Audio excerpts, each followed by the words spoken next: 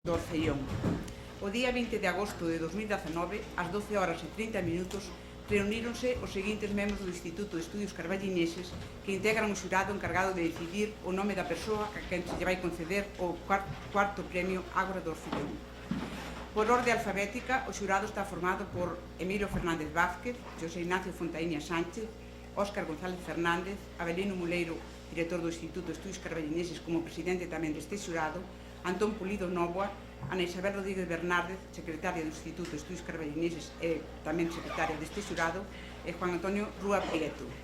Despois de estudiar os méritos de cada un dos candidatos propostos ao premio polos membros do Instituto de Estudios Carballineses, decidiuse por unanimidade conceder o cuarto premio Ágora do Orcellón ao arquitecto e mestre de arquitectos don Manuel Gallego Jorreto, nacido no Carballiño, onde a súa nai exerceu de mestre, con proxectos no Carballiño e con traballos de proxección internacional.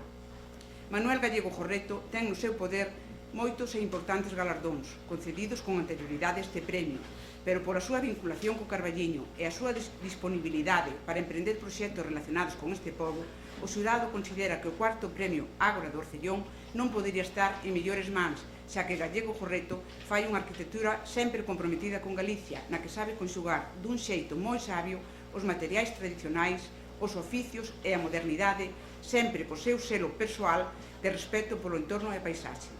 O Instituto de Estudios Carballineses dedicará un número monográfico da revista Ágora do Orcellón ao galardonado, número que será presentado o día da entrega do premio. Carballiño, 20 de agosto de 2019.